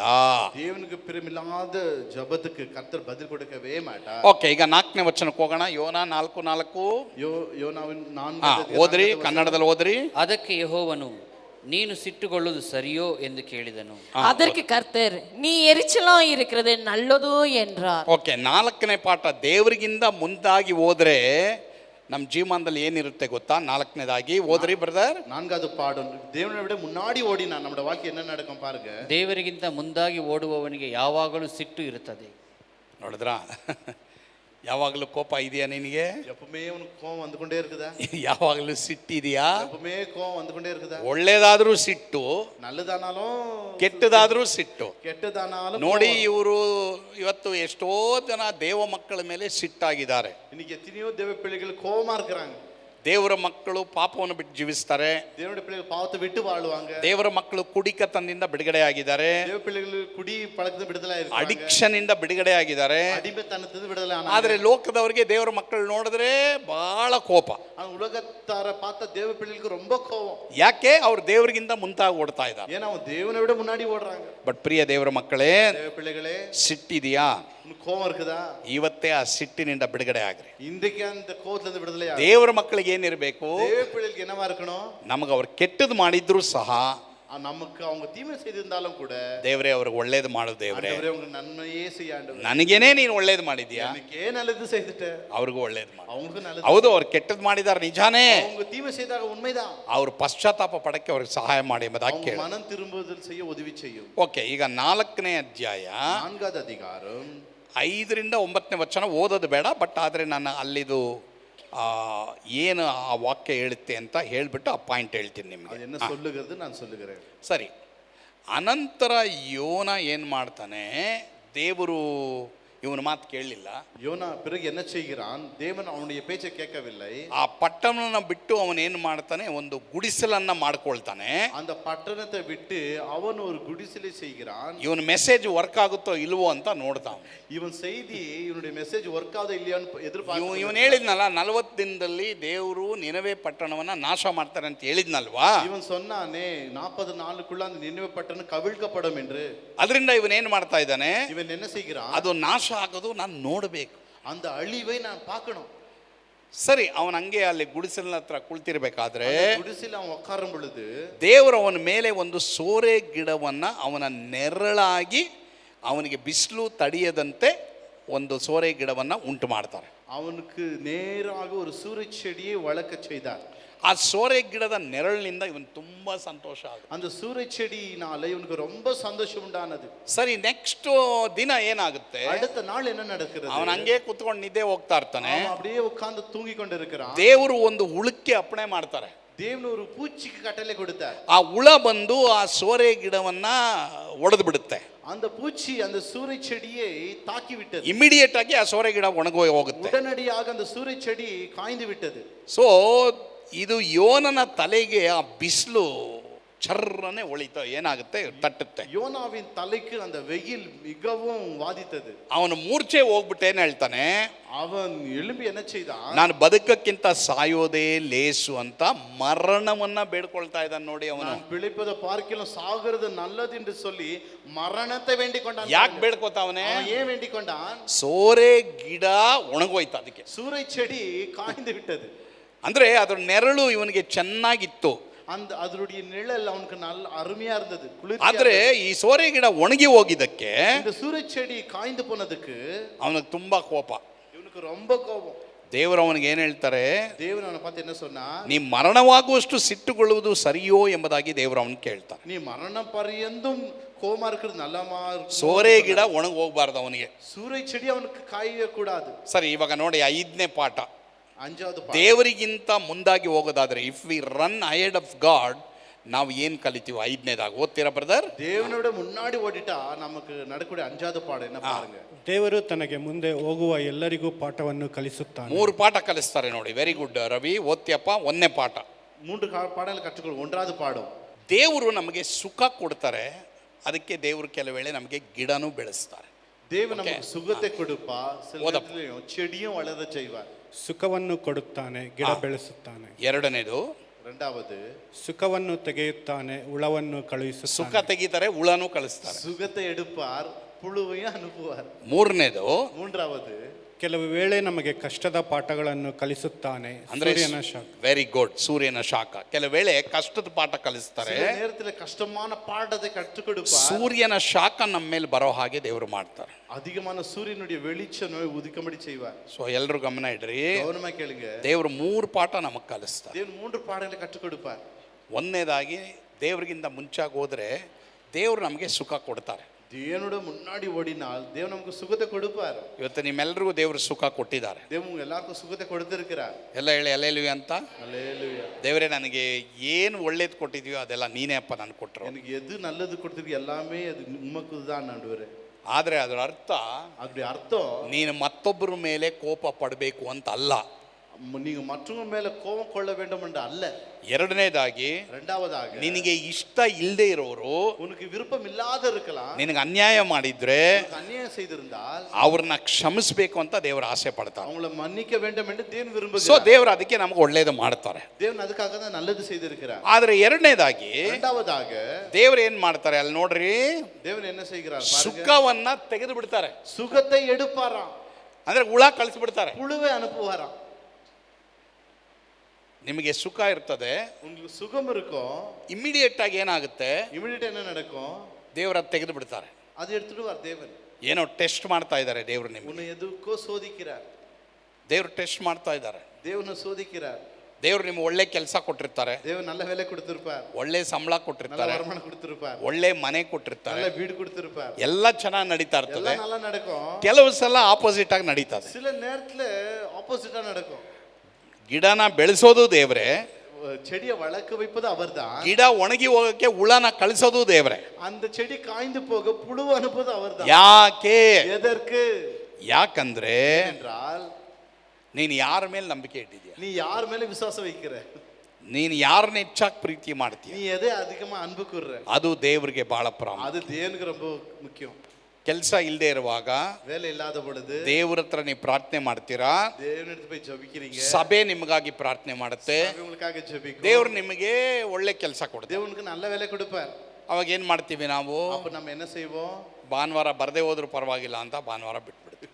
ஞாயிற்றுக்கிழமை வராவிட்டாலும் பரவாயில்லன்னு ಲೀವ್ எடுத்துடுவோம். ಆಗ ದೇವರು ಇವತ್ತಿಲ್ಲ ನಾಳೆ ಸ್ವಲ್ಪ ಹುಳ ಕಳಿಸ್ತಾರೆ, ಆ ಕೆಲ್ಸಕ್ಕೂ ಹುಳ ಕಳಿಸ್ತಾರೆ. இன்றைக்கு இல்லாத நாளைக்கு அந்த வேலைக்கு தேவன் அவருடைய பூச்சி அனுப்புவார். ಅವಾಗ ಏನ್ ಮಾಡ್ತೀವಿ ನಾವು? நம்ம என்ன செய்வோம்? ಏನ್ ದೇವ್ರೆ, ನಮಗೆ ಕೆಲಸ ಕೊಟ್ಟೆ, ಇವಾಗ ಕೆಲಸ ತೆಗೆದು ಬಿಟ್ಟೆ. ஆண்டவரே நல்ல வேலை கொடுத்த வேலையே போயிடுச்சு. ಎಲ್ರು ಗಮನ ಇಡಿ, ಎಲ್ಲ ಗಮನமா ಕೇளுங்க. ಭಾನುವಾರ ನಿಂದಲ್ಲ, ஞாயிற்றுக்கிழமை உன்னுடையதல்ல, ಅಭಿಷೇಕ ನಿಂದಲ್ಲ, அபிஷேகம் உன்னுடையதல்ல, ಮುಯಿಗೆ ಮುಯಿ ತೀರಿಸೋದು ನಿನ್ ಕೆಲಸ ಅಲ್ಲ, மொய்க்கு மொய் தீர்ப்பது உன்னுடைய வேலையும் அல்ல. ಈ 3 ಕಾರ್ಯಗಳನ್ನ ನೀನು ಮುಟ್ಟಬಾರ್ದು ಅಂತಾನೆ ದೇವ್ರು ಹೇಳಿದ. இந்த 3 காரியங்களை தொடக்கூடாதுன்னு கர்த்தர் சொல்லுகிறார். ದೇವರಿಗೆ ಕಾಣಿಕೆ ಕೊಡೋದು ಸಹ ನೀ ಮುಟ್ಟಬಾರ್ದು, ನೀ ಕೊಡ್ಲೇಬೇಕು ದೇವರಿಗೆ. காணிக்கை நீ தொடவே கூடாது. ಸೊ ಇಲ್ಲಿ ನಾವು ನೋಡ್ತೀವಿ, ದೇವ್ರು ಕೆಲವು ವೇಳೆ ಕೊಡ್ತಾರೆ, ಕೆಲವು ವೇಳೆ ನಮ್ಮಿಂದ ತೆಗಿತಾರೆ. தேவன் சில நேரங்களில் கொடுப்பார், சில நேரங்களில் எடுப்பார். ದೇವರಿಗೆ ತೆಗಿಯಕ್ಕೆ ಆಸೆ ಇಲ್ಲ, தேவனுக்கு உன்னிடத்தில் எடுக்க ದೇವರಿಗೆ ಯಾವಾಗಲೂ ಕೊಡಕ್ಕೆ ಆಸೆ ಇದೆ ಪ್ರಿಯರೇ. தேவன் எப்பொழுதுமே கொடுக்க விரும்புகிறார். ಆದ್ರೆ ಯಾಕೆ ತೆಗಿತಾರಂದ್ರೆ, ஏன் எடுப்பார் என்றால், ಒಂದು ನಿನ್ನ ಟೆಸ್ಟ್ ಮಾಡಕ್ಕೆ, ஒன்று உன்னை சோதிக்கும்படிக்கு. ಆ ಟೆಸ್ಟ್ ಅಲ್ಲಿ ನೀ ಪಾಸ್ ಆದ್ರೆ அந்த டெஸ்ட் நீ பாஸ் ஆயிட்டா, ಎಷ್ಟು ತೆಗ್ದಿದಾರೋ எவ்வளவு எடுத்துக்கொண்டாரோ ಅದಕ್ಕಿಂತ 1000 ಪಟ್ಟು ನೀನು ಜಾಸ್ತಿ ಕೊಡ್ತಾರೆ. அதை விட 1000 மடங்கு உனக்கு திருப்பி கொடுப்பார். ಅಲ್ಲೆಲೂಯಾ. அல்லேலூயா. ನಾನು ಒಂದು ಸೈಕಲ್ ಬಹಳ ಇಷ್ಟಪಡ್ತಾ ಇದೆ. பாஸ்டர் ஒரு பைசைக்கிள் ரொம்ப விருப்பப்பட்டாராம். ಅದರಲ್ಲಿ ಎಲ್ಲಾ ಕಡೆ ನಾನು ಸೇವೆಗೆ ಹೋಗ್ತಾ ಇದ್ದೆ. அது எல்லா பகுதியிலும் ஊழியத்துக்கு போவார். ತುಂಬಾ ಇಷ್ಟ ಆ ಬೈಸಿಕಲ್ அந்த ಮೇಲೆ. பைசைக்கிள் பார்த்தா ரொம்ப ஆசை. ಬಟ್ ಒಂದು ದಿನ ಸೇವೆಗೆ ಹೋಗಿದ್ದೆ. ஒரு நாள் ஊழியத்துக்கு போகும் பொழுது, ಸೇವೆಗೆ ಹೋಗಿ ವಾಪಸ್ಸು ನಾನು ಆಚೆ ಬರ್ತೀನಿ, ஊழியத்துக்கு போயிட்டு வெளியே வந்து பார்க்குறேன், ಆ ಬೈಸಿಕಲ್ ಇಲ್ಲ. அந்த சைக்கிளை காணோம். ನನಗೆ ತುಂಬಾ ಬೇಜಾರಾಯಿತು. எனக்கு ரொம்ப கவலை ஆயிடுச்சு. ಕೆಲವು ಸಲ ಬೆಳಿಗ್ಗೆ ಎದ್ದಾಕ್ಷಣವೇ ಅದನ್ನು ಬ್ರಷ್ನಿಂದ ಉಜ್ಜುತ್ತಾ ಇದೆ. சில நேரத்துல காலை எழுந்த உடனே அந்த சைக்கிளை பிரஷ்ல சுத்திகரிப்பு. ಅಷ್ಟು ಪ್ರೀತಿ ಮಾಡ್ತಾ ಇದೆ. அந்த சைக்கிள் மேல அவ்வளவு ನಂದು ಹಲ್ಲು ಉಜ್ಜದಂಗೆ ಅದ್ರ ರಿಮ್ಮು ಅದು ಚಕ್ರನೆಲ್ಲ ಉಜ್ತಾ ಇದೆ. நான் எப்படி பல்லு தேய்ப்பேனோ அதே போல பிரஷ்னால அந்த சைக்கிள் வீல் ரிம் எல்லாம் தேய்ப்பேன். ಪಾಸ್ಟ್ರಮ್ಮ ನನಗೆ ಹೇಳೋರು, பாஸ்டர்மா ಮೊದಲು ಬೈಬಲ್ ಓದ್ರಿ, பைபிள் வாசிங்க, ಮೊದಲು ಪ್ರಾರ್ಥನೆ ಮಾಡ್ರಿ, ஜெபம் பண்ணுங்க, ಆಮೇಲೆ ಸೈಕಲ್ ನೋಡ್ರಿ, அப்புறமா சைக்கிளை ಅದಕ್ಕೆ பாருங்க. ಒಂದು ಚೂರು ಕೆಸರು ಆಗ್ಬಾರ್ದು. கொஞ்சம் சேர் கூட ಆದ್ಮೇಲೆ ತುಂಬಾ ಅದನ್ನ ಪ್ರೀತಿ ಮಾಡ್ತಾ ಇದೆ. அவ்வளவு அன்பு கூர்ந்தேன். ಬಟ್ ಒಂದಿನ ಏನಾಯ್ತು, ஒரு நாள் என்ன நடந்தது, ದೇವರ ತೆಗೆದು ಬಿಟ್ರು. அந்த சைக்கிளை திருடின்னு போயிட்டாங்க. ಆದ್ರೆ ಏನಾಯ್ತು ಗೊತ್ತಾ, என்ன நடந்தது தெரியுமா? ನನಗೆ ಸ್ವಲ್ಪ ದುಃಖ ಆಯ್ತು. எனக்கு கொஞ்சம் துக்கம் ஆனது. ಆದ್ರೆ ಪಾಸ್ಟ್ರಮ್ಮ ನನಗೆ ಏನ್ ಹೇಳಿದ್ರು, பாஸ்டர் என்ன சொன்னாங்க, ದೇವರೇ ಕೊಟ್ಟನು ದೇವರೇ ತೆಗೆದುಕೊಂಡನು, ದೇವರಿಗೆ ಸ್ತೋತ್ರ. கர்த்தரே கொடுத்தார், கர்த்தர் எடுத்துக்கொண்டார், கர்த்தர் நாமத்துக்கு ஸ்தோத்திரம். ದೇವ್ರಿಗೆ ಸ್ತೋತ್ರ. ಒಂದು 6-7 ತಿಂಗಳಾದ್ಮೇಲೆ ನನಗೆ ದೇವರು 2 ವೀಲರೇ ಕೊಟ್ಬಿಟ್ರು. 6-7 மாசம் ஆன பிறகு தேவன் 2 வீலர் பைக்கை கொடுத்தார். ಸರಿ ಬಿಡು, ಯಾರು ಸೈಕಲ್ ಕದ್ಕೊಂಡು ಹೋದ್ನೋ யார் சைக்கிள் திருடினானோ ಅವನು ಅದನ್ನ ಪರಲೋಕಕ್ಕೆ ತಗೊಂಬರ್ಬೇಕು. அவன் பரலோகத்துக்கு அவன் எடுத்துட்டு வரான். ನೋಡಪ್ಪ, ಪಾಸ್ಟ್ರು ನಾನೇ ಗಾಡಿ ಕದ್ದಿದ್ದು ಅಂತ. நான் தான் பாஸ்டர் ಸೈಕಲ್ திருடுனேன்னு. ಸರಿ, ಎಲ್ರು ಗಮನ ಇಡ್ರಿ. கவனமா கேளுங்க. ಕೆಲವು ಸಲ ಜನ ನಿಮ್ಮಿಂದ ಕದೀತಾರೆ, சில நேரத்துல ஜன உங்களை திருடுவாங்க. ಕೆಲವು ವೇಳೆ ಜನ ನಿಮ್ಮಿಂದ ತೆಗೆಯುವಾಗ ದೇವರು ಒಂದು ಟೆಸ್ಟ್ ಮಾಡ್ತಾರೆ. சில நேரத்துல ஜன உங்களை அது எடுக்கும் பொழுது உன்னை சோதிப்பார். ಬಟ್ ದೇವ್ರು ನಿಮಗೆ 2ರಷ್ಟು ಹಾಕೊಡ್ತಾರೆ. தேவன் ரெட்டத்தனையான ஆசீர்வதிப்பார். ದೇವ್ರನ್ನ ನೀವು ಪ್ರೀತಿ ಮಾಡಬೇಕು. தேவன் நீ அன்பு கூற வேண்டும். You should love God. நீ அதிகமாக ದೇವ್ರನ್ನ ಹೆಚ್ಚಾಗಿ ನೀವು ಪ್ರೀತಿ ಮಾಡಬೇಕು. தேவன் அதிகமாக அன்பு கூற ಮತ್ತೆ வேண்டும். ಮೂರನೇದಾಗಲ್ಲಿ ನಾವು ನೋಡ್ತೀವಿ, மூன்றாவது நாம் பார்க்கிறோம், ಕೆಲವು ವೇಳೆ ದೇವರು ನಮಗೆ ಕಷ್ಟದ ಪಾಠಗಳನ್ನು ಕಲಿಸ್ತಾರೆ. சில வேளையில தேவன் நமக்கு கடினமான பாடத்தை கற்றுக் கொடுப்பார். ನೀವು ಯೇಸುಸ್ವಾಮಿ ನಂಬಿದ್ದೀರಾ, இயேசு அப்பா விசுவாசிக்கிறீங்க, ನೀವು ದೇವ್ರ ವಾಕ್ಯಕ್ಕೆ ವಿಧೇಯರಾಗ್ತಾ ಇದ್ದೀರಾ, கர்த்தருடைய வார்த்தை கீழ்ப்படிறீங்க, ನೀವು ಪ್ರಾರ್ಥನೆ ಮಾಡ್ತಾ ಇದ್ದೀರಾ, ஜெபிக்கிறீங்க, ನೀವು ಸಭೆಗೆ ಬರ್ತಾ ಇದ್ದೀರಾ, சபைக்கு வரீங்க, ಏನೇ ಕಷ್ಟ ಆದ್ರೂ ಹಿಂಸೆ ಆದ್ರೂ ದೇವರನ್ನ ನೀವು ಹೆಚ್ಚಾಗಿ ಪ್ರೀತಿ ಮಾಡ್ತಾ ಇದ್ದೀರಾ. எவ்வளவு இம்சானாலும் கஷ்டானாலும் தேவன் அதிகமா அன்பு கூறுறீங்க. ಆದ್ರೆ ನಿಮ್ಗೆ ಕಷ್ಟ ಇದೆ. ஆனா உனக்கு இன்னும் கஷ்டம் இருக்குது. ಯಾಕೆ? எதற்கு? ಕಷ್ಟ ಇದ್ರೆ கஷ்டம் இருந்தா ಅದನ್ನ ಸಹಿಸಿಕೊಳ್ಳುವವನು ಧನ್ಯನು. அது சகிக்கிறவன் பாக்கியவான். ಅವನ್ ಪರಿಶೋಧಿತನಾದ ಮೇಲೆ அவன் சோதித்த பிறகு ಅವನಿಗೆ ಜಯಮಾಲೆ ಸಿಗುತ್ತೆ. அவனுக்கு ஜெய மாலை. ಎಷ್ಟು ಜನ ಟೆಸ್ಟ್ ಅಲ್ಲಿ ಇದ್ದೀರಾ? எத்தனை பேர் அந்த டெஸ்ட், ಎಷ್ಟು ಜನ ಪರೀಕ್ಷೆ ಬರೀತಾ ಇದ್ದೀರಾ? எவ்வளவு பேர் எக்ஸாம் ಆ ಪರೀಕ್ಷೆ ಬರೆಯೋದು, அந்த டெஸ்ட் எழுதுவது, ಆ ಟೆಸ್ಟ್ ಅಲ್ಲಿ ಇರೋದು டெஸ்ட்ல இருப்பது, ನೀವು ಮುಂದಿನ ಕ್ಲಾಸ್ಗೆ ಹೋಗಕ್ಕೆ, நீங்க அடுத்த வகுப்புக்கு போக, ನೀವು ಮುಂದಿನ ತರಗತಿಗೆ நீ ಹೋಗಕ್ಕೆ. அடுத்த வகுப்புக்கு போக. ನಿಮಗೆ ಪ್ರಮೋಷನ್, ಡಿಮೋಷನ್ ಅಲ್ಲ, ಪ್ರಮೋಷನ್. டிமோஷன் இல்ல ப்ரமோஷன் கிடைக்கும்படிக்காக. ಎಲ್ಲ ಹೇಳಿ ಹಲ್ಲೆಲೂಯಾ ಅಂತ. ஹalleluya. ಯಾರ್ಯಾರಿಗೆ ಟೆಸ್ಟ್ ಇದೆ ಹಲ್ಲೆಲೂಯಾ ಹೇಳಿ. யாருக்கு டெஸ்ட் இருக்குது ஹalleluya சொல்லுங்க. ಯಾರ್ಯಾರಿಗೆ ಪರೀಕ್ಷೆ ಇದೆ ಹಲ್ಲೆಲೂಯಾ ಹೇಳಿ. யாருக்கு எக்ஸாம் இருக்குது ஹalleluya சொல்லுங்க. ಕೆಲ ವೇಳೆ ನಮ್ಮನ್ನ ಕಷ್ಟದ ಹಾದಿಯಲ್ಲಿ ದೇವರು ನಡೆಸ್ತಾ ಇದ್ದೀರಾ, ಅದಕ್ಕೂ ನಾವು ದೇವರಿಗೆ ಸ್ತೋತ್ರ சில ಮಾಡಬೇಕು. நேரத்துல கடினமான பாதையில் நடத்துவார், அதுக்காக நன்றி சொல்லணும். ದೇವರದನ್ನ ದೇವ್ರಿಗೆ ಕೊಡ್ರಿ. தேவனுக்கு கொடுங்கள். ಇದು ಬಹಳ ಪ್ರಾಮುಖ್ಯ ನಮ್ಮ ಜೀವನ. ಮುಖ್ಯವಾದ ಕಾರ್ಯ. ಸೊ ಇಲ್ಲಿ ದೇವರು ಆ ಗಿಡವನ್ನ ಬೆಳೆಸ್ತಾರೆ, தேவன் அந்த செடியை வளர்த்தார், ತಿರುಗಿ ಆ ಗಿಡವನ್ನ ಒಣಗಿಸ್ತಾರೆ. மீண்டும் அந்த செடியை காய செய்தார். ಕೆಲವು ಸಲ ನೋಡಿ, ಮನೆಯೆಲ್ಲ ಚೆನ್ನಾಗಿ ಪೇಂಟ್ ಮಾಡಿರ್ತೀವಿ, சில நேரத்துல பாருங்க, வீட்டை நல்லா பெயிண்ட் பண்ணியிருப்போம், ಮನೆ ಚೆನ್ನಾಗಿ ಕಟ್ಟಿರ್ತೀವಿ, வீட்டை நல்லா கட்டியிருப்போம், ಇದ್ದಕ್ಕಿದ್ದಂಗೆ ಗೋಡೆ ಒಳಗೆ ಒಂದು ಪೈಪ್ ಏನೋ ಪ್ರಾಬ್ಲಮ್, இந்த உடனே பைப் ஏதோ டேமேஜ் ஆயிடுச்சு. ಅದು ಈ ಹಳೆ ಟ್ರೆಂಡ್ ಏನಂದ್ರೆ, ಹಳೆ ಟ್ರೆಂಡು ಪೈಪ್ಗಳೆಲ್ಲ ಹೊರಗಡೆ ಆಗ್ತಾ ಇದ್ರು. பழைய ட்ரெண்டு பைப் எல்லாம் வெளியே போடுவாங்க.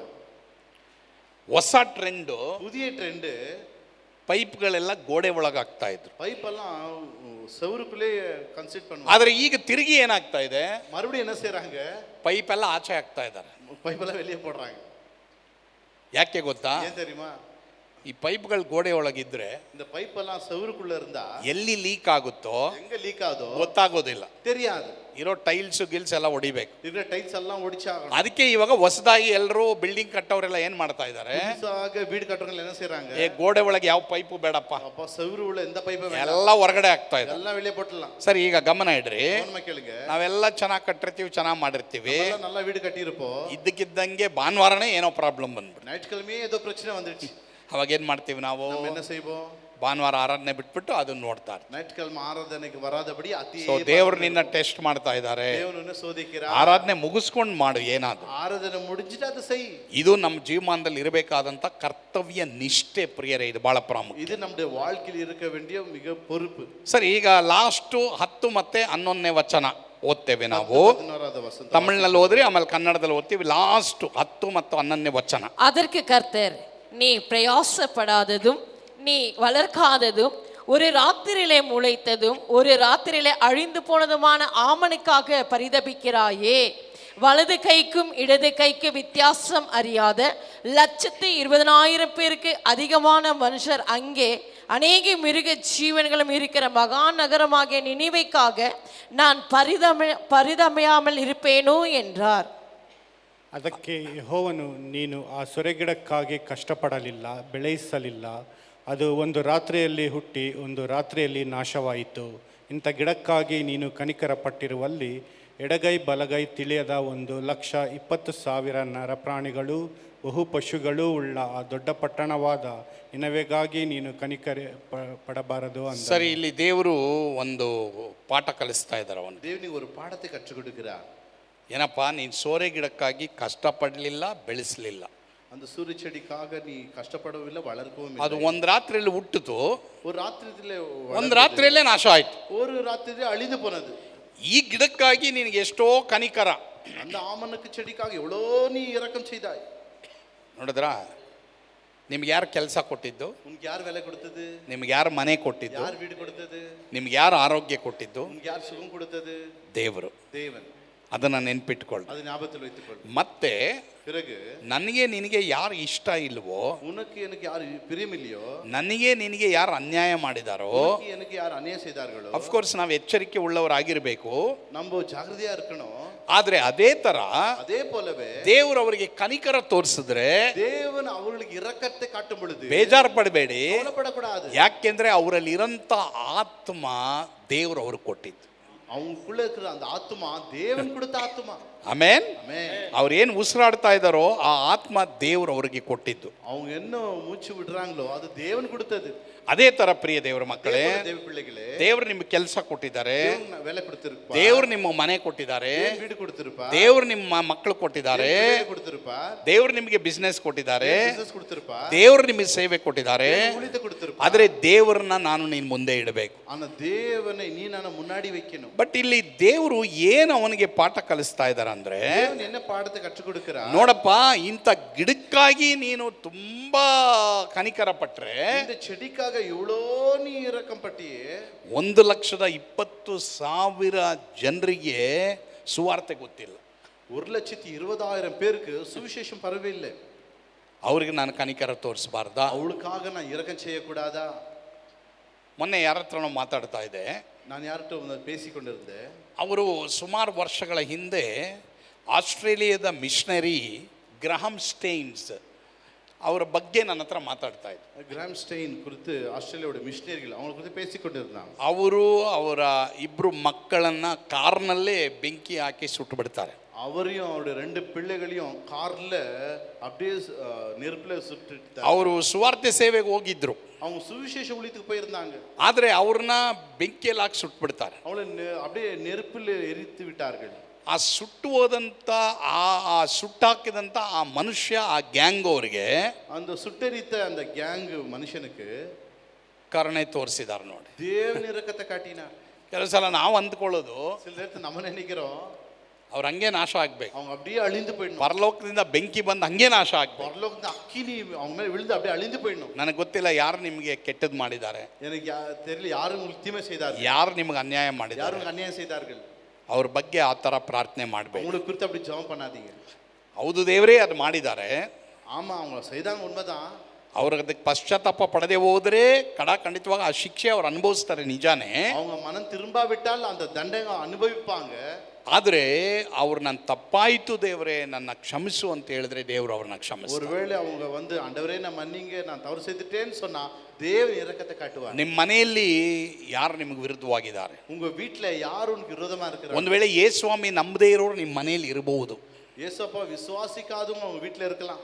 ಅವ್ರು ನಿಮಗೆ ಕೆಟ್ಟದ್ದು ಮಾಡ್ತಾ ಇರಬಹುದು, அவங்க உங்களுக்கு தீமையே செய்து கொண்டிருக்கலாம். ಆದರೆ ಇವತ್ತು ದೇವರು ನನಗೆ ನಿನಗೆ ಏನು ಹೇಳ್ತಾ ಇದ್ದಾರೆ ಅಂದ್ರೆ, தேவன் உன்னை என்னை பார்த்து என்ன சொல்லுகிறார்? ನಾನು ಅವ್ರಿಗೆ ಕರುಣೆ ತೋರ್ಸಕ್ಕೆ ನನಗಿಷ್ಟ, நான் அவங்களுக்கு இரக்கத்தை காட்ட நான் வாஞ்சியா இருக்கிறேன்.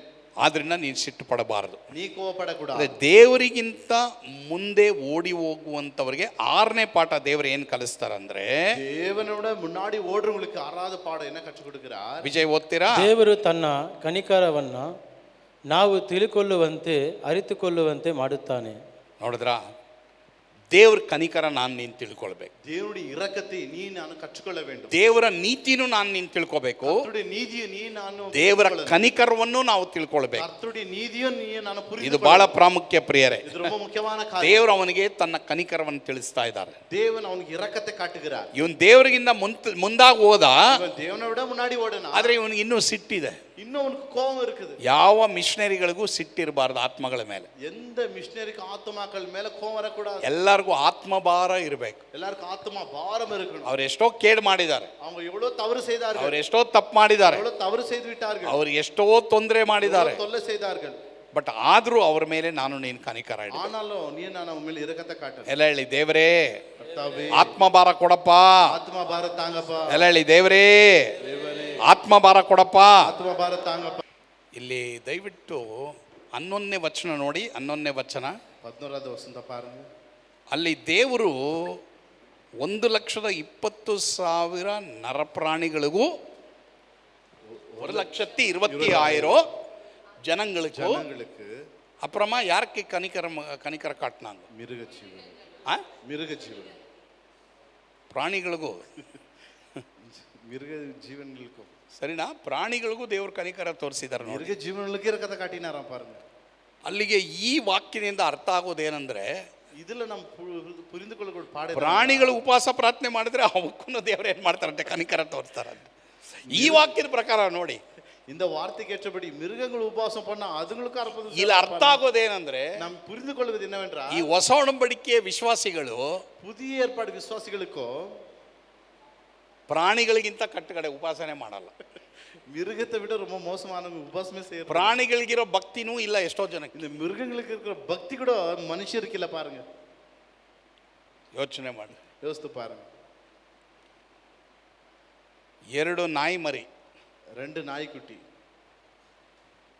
ಸಾಸ್ಲು ನಮ್ಮ ಆಶ್ರಮಕ್ಕೆ ಯಾರೋ ಬಿಟ್ಬಿಟ್ಟು ಹೋದ್ರು. சாஸ்திரத்துக்கு அந்த ஆசிரமத்துக்கு விட்டு போயிட்டாங்க. ಅದಕ್ಕೆ ಏನು ಒಂದಿನ ಊಟ ಹಾಕಿದ್ದ ಅಷ್ಟೇ. ஒரு நாள் சாப்பாடு போட்ட அவ்வளவுதான். ಅದು ಯಾರನ್ನೂ ಅಲ್ಲಿರೋರು ಯಾರನ್ನೂ ಬಿಡಲ್ಲ, அங்க இருக்கிற யாரையும் விடுறதில்ல. ಅಷ್ಟು ಬಾರಿ ಹಚ್ಕೊಂಡ್ಬಿಟ್ಟಿದೆ. அவ்வளோ அது ಅಟ್ಯಾಚ್ ಆಗಿದೆ. ಎಷ್ಟು ಎಲ್ರನ್ನ ಪ್ರೀತಿ ಮಾಡುತ್ತೆ ಅಂದ್ರೆ, எவ்வளவு அன்பு கூறுதுன்னு சொன்னா, ಎಲ್ರು ತಗೊಂಡಿದ್ದಂತ ಹೊಸ ಚಪ್ಪಲಿ ಮಾತ್ರವಲ್ಲದೆ ಶೂ ಎಲ್ಲ ತಿನ್ಬಿಡ್ತು. எல்லாரும் வாங்கின ஷூ சில்பர் எல்லாமே கடிச்சிடுச்சு. ಅಷ್ಟು ಪ್ರೀತಿ ಅವಕ್ಕೆ, அவ்வளோ அன்பு அதுங்களுக்கு. 50 ಚಪ್ಪಲಿ 50 ಶೂನು ತಿನ್ಬಿಟ್ಟಿದೆ. ஏன் சில்பர் கூட கடிச்சிடுச்சு. ಆದರೆ ஆனா ಈ ವಾಕ್ಯದ ಪ್ರಕಾರ இந்த வார்த்தைக்கு ஏற்றபடி ಪ್ರಾಣಿಗಳಿಂದ ನಾವೊಂದು ಪಾಠ ಕಲಿಬೇಕು. இந்த மிருகத்தால ஒரு பாடத்தை ಯಾಕೆ ದೇವರು ಇವಕ್ಕೂ ಕರುಣೆ ತೋರಿಸಿದ್ರು ಅಂದ್ರೆ, தேவன் இவர்களுக்கு இரக்கத்தை காட்டினார் என்றா, ಜ್ಞಾನೋಕ್ತಿ நீதிமொழிகள் 12 12 10 ಓದ್ರಿ. 10 வாசிங்க. ಜ್ಞಾನೋಕ್ತಿ 12 10 நீதிமொழி 12 10 ಓದ್ರಿ. நீதிமான் தன் மிருக ஜீவனை காப்பாற்றுகிறான், துன்மார்க்கருடைய இரக்கமும் கொடுமையே. ಶಿಸ್ತನು ತನ್ನ ದನದ ಕ್ಷೇಮವನ್ನು ರಕ್ಷಿಸುತ್ತಾನೆ. ಅಂದ್ರೆ ಅವನ ಮನೆಯಲ್ಲಿರೋ ಪ್ರಾಣಿಗಳ ಕ್ಷೇಮವನ್ನು ರಕ್ಷಿಸ್ತಾನಂತ ಅವನು. நீதிமான் தன் மிருக ஜீவனையும் காப்பாற்றுகிறானா பாரு. ನೋಡಿದ್ರಪ್ಪ, ಕೆಲವು ಸಲ ಪ್ರಾಣಿಗಳನ್ನೂ ದೇವರು ಕಾಪಾಡ್ತಾರೆ. ಏನಕ್ಕಂತಂದ್ರೆ ಅವುಗಳಿಂದ ನಾನು ನೀನು ಪಾಠ ಕಲಿಬೇಕು. சில நேரத்தில் மிருகங்களையும் தேவன் காப்பாற்றுகிறாரா. எதுக்குன்றா, அதனால விட நம்ம பாடத்தை கற்றுக்கொள்ள ಈ வேண்டும். ಕೆಲವರೆಲ್ಲ ಮನೆಯಲ್ಲಿ ಗಿಳಿ ಪ್ಯಾರೆಟ್ ಸಾಕಿರ್ತಾರೆ. சில பேர் வீட்டில் கிளி வளர்ப்பாங்க. 4:30ಕ್ಕೆ அந்த ಗಿಳಿ ಎದ್ದು ಬಿಡ್ತದೆ. ಇವ್ರು 5 ಗಂಟೆ ಆದರೂ ಪ್ರಾರ್ಥನೆಗೆ ಬರಲ್ಲ. 4:30 மணிக்கு எழுந்துடும்.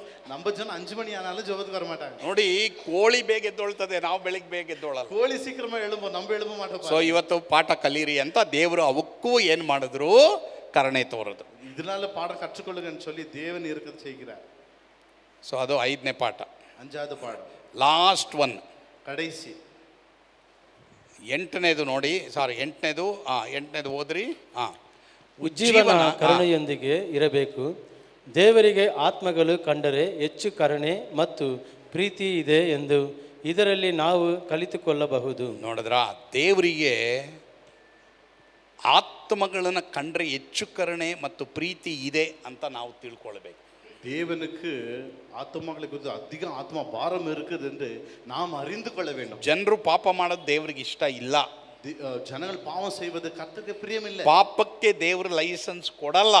தேவன் பாவத்துக்கு ஒரு நாள் லைசென்ஸ் கொடுக்க மாட்டார். ಆದರೆ ಒಬ್ಬ ಮನುಷ್ಯ ಪಾಪದಿಂದ ಅಯ್ಯೋ ನಾನು ಪಶ್ಚಾತ್ತಾಪ ಪಡ್ತೀನಿ ಅಂದ್ರೆ ಅವನಿಗೆ ಕರುಣೆನೂ ದೇವರು ತೋರಿಸ್ತಾನೆ. ஆனா ஒரு மனுஷன் பாவத்தை விட்டு ஆண்டவரே நான் மன்னிங்கன்னு சொல்லும்போது தேவன் இரக்கத்தை காட்டுவார். ಆತ್ಮಗಳ ಕುರಿತು ನಮಗೆ ಕರುಣೆ ಇಲ್ಲದಿದ್ದಲ್ಲಿ, ஆத்துமாக்கள் ಮೇಲೆ ನಮಗೆ இரக்கம் ಇಲ್ಲದಬಡಿಕೆ, ನಾವು ಆತ್ಮಗಳಿಗೆ ಸುವಾರ್ತೆಯನ್ನ ಸಾರದಿದ್ದಲ್ಲಿ, ನಾವು ಆತ್ಮಗಳಿಗೆ ಸುವಿಶೇಷ சொல்லாதபடிக்கு இருந்தால் ಈ ಲೋಕದಲ್ಲಿ ದೇವರಿಗೆ ಹೆಚ್ಚಾಗಿ ಪ್ರಕಾಶಿಸಲು ಆಗುವುದಿಲ್ಲ. இந்த உலகத்தில் நாம் தேவனை கண்டு பிரகாசிக்க முடியாது. ಸೊ ಪ್ರಿಯ ದೇವರ ಮಕ್ಕಳೇ, தேவ பிள்ளைகளே, ನನಗೆ ನಿನಗೆ ಆತ್ಮಗಳ ಮೇಲೆ ಕರುಣೆ ಬೇಕು. உனக்கு எனக்கு ஆத்துமாக்கள் ಮೇಲೆ இரக்கம் இருக்கு. ಯೋನನ ಹಾಗೆ ದೇವರಿಗಿಂತ ಮುಂಚೆ ಓಡಬೇಡಿ. யோனா போல தேவனுக்கு முன் ನಿನಗಿಂತ ಪಾಪಿಗಳ ಪಾಪದ ಮೇಲೆ ದೇವರಿಗೆ ಕೋಪ ಇದೆ. ನಿನಗಿಂತ ಪಾಪಗಳ ಮೇಲೆ ದೇವರ ಕೋಪ ಇದೆ. உன்னை விட பாவிகள் மேல தேவன் கோபம் இருக்கிறது. ಪಾಪಿಗಳ ಪಾಪದ ಮೇಲೆ ದೇವರ பாவிகளுடைய பாவத்து மேல கோபம் இருக்கிறது. ಬಟ್ ಆದ್ರೆ ಪಾಪವನ್ನ ಬಿಟ್ಟು ಬಿಡೋವನಿಗೆ ಕರುಣೆ ತೋರ್ಸಕ್ಕೂ ದೇವರಿಗೆ ಗುಣ ಇದೆ. ஆனா பாவத்திலிருந்து விடுதலையாக்கும்படி தேவன் இரக்கத்தை காட்டுவார். ಇದನ್ನ ಎಲ್ಲ ಮಿಷನರಿಗಳಿಗೂ ಗೊತ್ತಿರಬೇಕು, இது எல்லா மிஷனரிகளுக்கும் தெரிஞ்சிருக்கு, ಎಲ್ಲ ದೇವ ಮಕ್ಕಳಿಗೂ எல்லா ಗೊತ್ತಿರಬೇಕು. தேவ பிள்ளைகளுக்கும் தெரிஞ்சிருக்கு. ದೇವರ ಆ ರೀತಿ ನಮ್ಮನ್ನ ಕರುಣೆಯಿಂದ ತುಂಬಲಿ. தேவன் அப்படி நம்ம இரக்கத்தோடு ಕರ್ತ ನಮ್ಮೆಲ್ಲರನ್ನ ಆಶೀರ್ವಾದ ಮಾಡಿ. கர்த்தர் ஆஸ்வதிப்பாராக. ಆಮೇಲೆ ಇವತ್ತೆಲ್ಲರೂ ದೇವರ ಆಶೀರ್ವಾದ ಮಾಡಿದ್ರ, தேவன் ஆஸ்வதித்தாரா, ಪಾಠ ಕಲಿತ್ರ, பாட கற்றுக்கொண்டீங்களா? ಎಲ್ಲರೂ ನಾವು ಎದ್ದು ನಿಂತ್ಕೊಳ್ಳೋಣ, நம்மெல்லாம் எழும்பி நிக்கலாம், ಪ್ರಾರ್ಥನೆ ಮಾಡೋಣ. நம்ம ஜெபிக்கலாம். ಪರಮ ಪ್ರೀತಿಯುಳ್ಳ ತಂದೆ ಆದರೂ ನಿಮಗೆ ಸ್ತೋತ್ರ ಸ್ವಾಮಿ. பரலோக தகப்பனே துதிக்கிறோம். ದೇವರೇ, ನಮ್ಮೊಂದಿಗೆ ನೀವು ಮಾತನಾಡಿದಕ್ಕಾಗಿ ಸ್ತೋತ್ರ ಸ್ವಾಮಿ. நம்மளோட பேசின ದೈವಕ್ಕಾக ನನ್ರಿ. ಅಪ್ಪ, ನಿನ್ನ ಕರುಣೆ ಇಲ್ಲದೆ ನಾವು ಜೀವಿಸಬಾರ್ದಪ್ಪ. உம்முடைய இரக்கம் இல்லாதபடி நாங்க ನಿನ್ನ வாழக்கூடாது. ಕರುಣೆ ನಮಗೆ ಕೊಡಪ್ಪ. உம்முடைய இரக்கத்தை தாங்க. ನಿನ್ನ ದಯೆ ನಮಗೆ ಕೊಡಪ್ಪ. ದಯೆங்களுக்கு தாங்க. ನಿನ್ನ ಕೃಪೆ ನಮಗೆ ಕೊಡಪ್ಪ. கிருபை தாங்க. ಇಲ್ಲಿರುವಂತ ಎಲ್ರಿಗೂ ಆತ್ಮಭಾರ ಕೊಡಪ್ಪ. இருக்கிற ஒவ்வொரு ஆத்மா பாரத்தை தாங்க. ಯೋನನ ಹಾಗೆ ನಮಗೆ ಸಿಟ್ಟಿರಬಾರ್ದು ಸ್ವಾಮಿ. யோனாவை போல எங்களுக்கு கோபம் இருக்க கூடாது. ಆದ್ರೆ ದೇವರೇ, ನಿನ್ನ ಕನಿಕರ ನಮ್ಮೆಲ್ಲರೂ ಕೊಡಪ್ಪ. உம்முடைய இரக்க குணம் எனக்கு தாங்க. ಸ್ತುತಿ, ಘನ, ಮಾನ, ಮಹಿಮೆ ನೀವು ಒಬ್ಬರೇ ಹೊಂದಿಕೊಳ್ಳ್ರಿ ಸ್ವಾಮಿ. துதி கன மகிமைல ஒருவருக்கு செலுத்துகிறோம். ಯೇಸುವಿನ ಹೆಸರಲ್ಲಿ ಪ್ರಾರ್ಥಿಸ್ತೇವೆ ಸ್ವಾಮಿ. இயேசுவின் நாமத்தில் ஜெபிக்கிறோம் பிதாவே. ಆಮೆನ್. ಎನ್ನಾತ್ಮಾವೇ ಕರ್ತரை ಸ್ತೋತ್ರಿ, என் முழுமே பரிசுத்த நாமத்தை ஸ்தோத்ரி. என் ஆத்துமாவே கர்த்தரை ஸ்தோத்ரி. கர்த்தர் செய்த சகல உபகாரங்களை ஒருபோதும் மறவாதே. ஆமென். ನಾವೆಲ್ಲರೂ ಕರಗಳನ್ನೆತ್ತಿ ಅಂತ್ಯ ಆಶೀರ್ವಾದ ಹೊಂದಿಕೊಳ್ಳೋಣ. நாம் யாவர் கரங்களை உயர்த்தி கர்த்தருடைய ಕರ್ತನು ನಿಮ್ಮನ್ನು ಆಶೀರ್ವದಿಸಿ ಕಾಪಾಡಲಿ. ஆசீர்வாதத்தை காக்க கடவு. ಕರ್ತನು ಪ್ರಸನ್ನ ಮುಖದಿಂದ ನಿಮ್ಮನ್ನು ನೋಡಿ ನಿಮ್ಮ ಮೇಲೆ ದಯವಿಡಲಿ. கர்த்தர் பிரசன்ன முகத்தோட பார்த்தோமே தயட கடவு. ಕರ್ತನು ನಿಮ್ಮ ಮೇಲೆ ಕೃಪಾ ಕಟಾಕ್ಷವಿಟ್ಟು ಶಾಂತಿಯನ್ನು ಅನುಗ್ರಹಿಸಲಿ. கர்த்தர் கிருபை அன்பை வைத்துமே சமாதானத்தோட ನಮ್ಮ ಕರ್ತನಾದ ಯೇಸು ಕ್ರಿಸ್ತನ ಕೃಪೆಯು, கர்த்தராக இயேசு கிறிஸ்து கிருபையும், ದೇವರ ಪ್ರೀತಿಯು, பிதாவுடைய அன்பு, ಪವಿತ್ರಾತ್ಮನ ಅನ್ಯೋನ್ಯತೆ ಸಹವಾಸ ஆவியானவருடைய அன்னைக்கு ನಮ್ಮೆಲ್ಲರೊಂದಿಗೂ ಸದಾಕಾಲ ಇರಲಿ ಸ್ವಾಮಿ. எப்பொழுதும் நம்மோடு இருப்பதாக. ಆಮೆನ್. ಹಲ್ಲೆಲೂಯಾ, ஹல்லேலூயா, ಹಲ್ಲೆಲೂಯಾ, ஹல்லேலூயா, ಹಲ್ಲೆಲೂಯಾ. ஹல்லேலೂயா. ಕರ್ತನು ನಿಮ್ಮೆಲ್ಲರನ್ನು ಆಶೀರ್ವಾದ ಮಾಡಿ. கர்த்தர் ஒவ்வொருத்தரும் ஆசீர்வதிப்பாராக. ಆಮೆನ್. ಸ್ತೋತ್ರ.